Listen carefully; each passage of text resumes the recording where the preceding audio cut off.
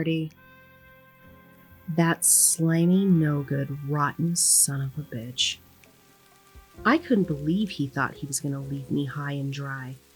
Luckily for me, I had organized his files before he got back and perused them, just a bit, to get a feel for what I was going to be dealing with here. Considering who this sour-faced snot was, I dug just a little deeper. I don't even mind admitting it feels good when those people who seem to have everything have these little blemishes, secrets, and skeletons in their closets. Like maybe the good life isn't so good, and that what I got is just fine. I know I'm only kidding myself, but I smile just the same. Something else Demetri wasn't counting on is that not only am I determined, I'm a girl, which is shorthand for I'm about to work this lady over like a pro. I sit down in Demetri's chair, pull out my clove cigarettes, and offer one to Cynthia. She's still stunned that my new boss just booked it out of here in true chicken shit fashion. But I wasn't going to waste an opportunity. No, I was going to show that asshole exactly who he was getting. Listen, Cindy, do you mind if I call you Cindy? I asked and helped her light her cigarette. I didn't wait for an answer. It was now a given. Cindy, you and I are women of the world. Men are cowards. I mean, obviously. I nodded toward the door to implicate my new boss. Obviously, she said huffily and glared at me. I know it's not what you want to hear, but honey, you've got to realize, you are the other woman. I am no man's side piece, she says angrily. Do you have any idea who I am? Oh, honey, I do. I say as I go and grab the chair from the corner so she can sit across from me. Here, sit down. Have you ever read anything by Hans Christian Andersen? I'm not a simpleton, she responds. Of course not. I say and smile like her name and the word stupid would never cross my mind in the same sentence. Did you read The Little Mermaid? Hasn't everyone? Where is this going? She asks, taking an annoyed drag from the cigarette. Well, Cindy, I think almost everyone took the wrong moral from that story. That girl slept on a pillow outside his room like a dog. Had her tongue cut out. Every step she took was like walking on glass. And that bastard promised to marry her. I bet our Mr. Eston may have said something very similar to you. Am I wrong? I ask her, even though I already know the answer. Braden Eston isn't known for his fidelity. But what 19-year-old is?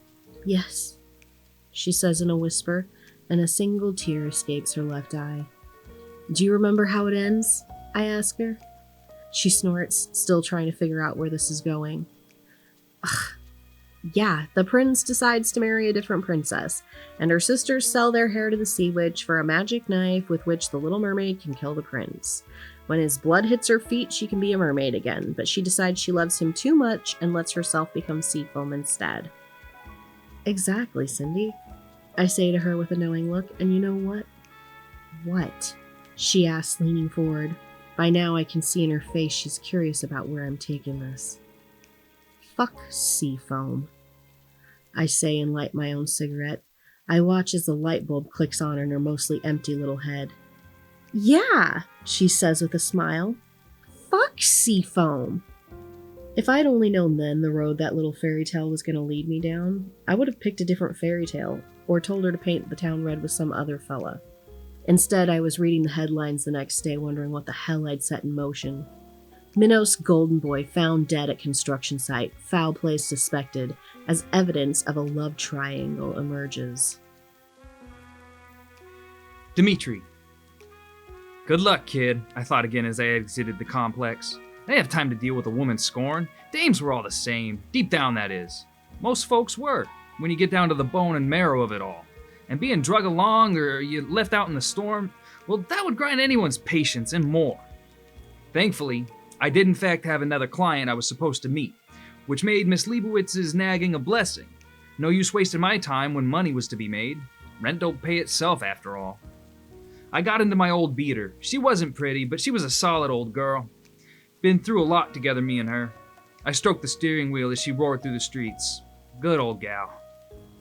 I pulled up about a half a block away from Roddy's place. Rot to Riches, a hawking shop on 13th and Edson, Old Town, place for never-beens and the hopeless.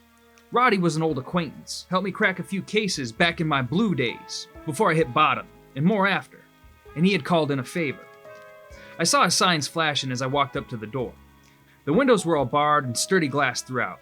Roddy didn't take no chances, and you couldn't down here. Place was almost lawless, but for the odd patrol. I double-checked my ribs for Fiona. The weight felt good. A quick look around before opening the door, letting the smell of smoke and desperation fill the streets. The place was dimly lit. Roddy figured it would be harder for someone to try to rob him if their eyes had to adjust to the place first. Shelves and glass cabinets filled the place wall to wall, with any and every kind of trinket, gadget, instrument, and more that you could think of. Roddy's ape, Hugo, sat imposingly beside the door, a double resting on his lap, face stony and intimidating besides. I nodded as I passed him, and his eyes followed me in acknowledgement. This time of day, the place was empty. Roddy sat behind the counter, a headband magnifier pulled over his eyes as he studied some gemstones behind his bulletproof glass. He didn't bother looking up as I approached. "About damn time, Bolton. Figured you forgot about poor old Roddy," he said, still inspecting his stones. I could see the glow from his security system displaying from multiple monitors illuminating around him. "Well, you know me, Roddy. Better late than dead," I said, cracking a smirk. "Came as soon as I could." I glanced around, ensuring the place was empty, and heard the familiar click of a door locking. I turned towards the front door and saw Hugo sitting back down as the blinds began to descend, further darkening the shop. Must have been something heavy for this kind of response.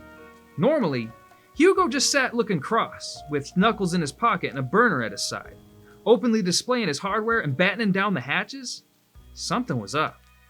I looked back at Roddy, and he was sweeping the gemstones into a long, thin box. I heard a switch flip from behind the counter and watched as his security system switched off. I did another quick glance around. Yep, this is about as weighted as you can get before the house throws you out. "What's the deal, Rodimer?" I asked as he opened up the door to his fortress and entered the main lobby. I looked at him and could tell as he squared up with me.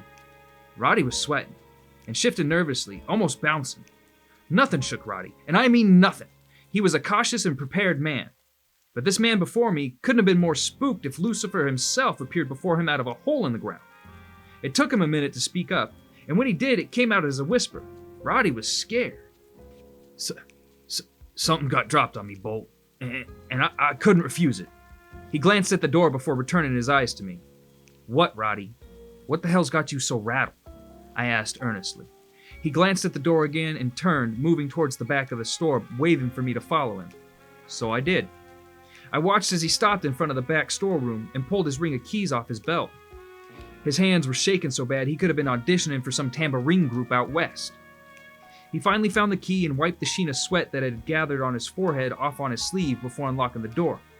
He opened it and quickly took a step back, not wanting to look inside. The light was on in the room as I looked inside, and then I saw. My mouth fell open, and for a moment I was at a loss for words. What the fuck, Roddy?